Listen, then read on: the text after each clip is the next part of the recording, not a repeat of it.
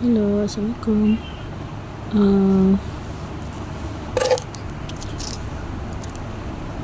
Apa nak sebut ya, gelang ni putus.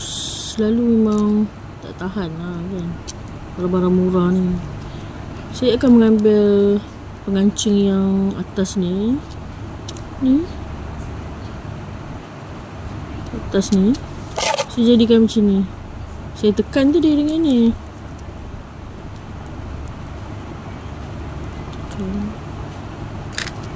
Okay.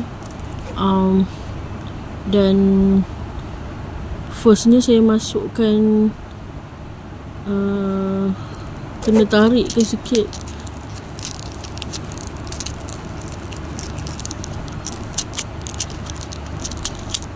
Dah habis.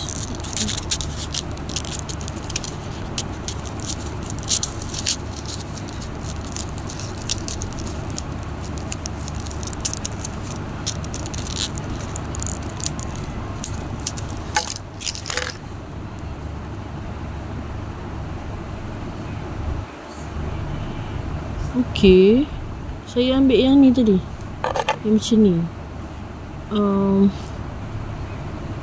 Dan first saya akan memasukkan di dalam ni lah.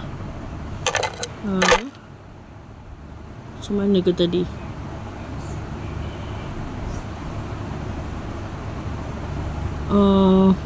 Kena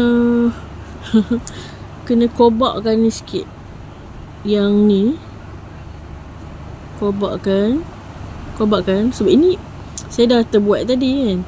Ini yang kobak lah. Bila kobak dia boleh masuk kan. Masuklah dalam lubang ni, hujung ni. Lepas tu temukanlah yang boleh juga masukkan dari sini balik, dari sini ke. Sebab saya dah kobakkan ini, saya masukkan yang sebelah ni je. Lepas tu cantumkan. Cantumkan dan boleh pakai lah.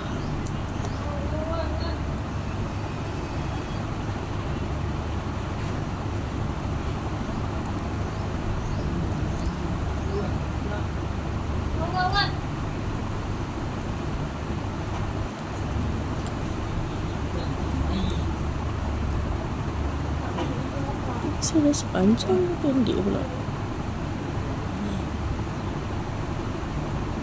Bukan yang ni.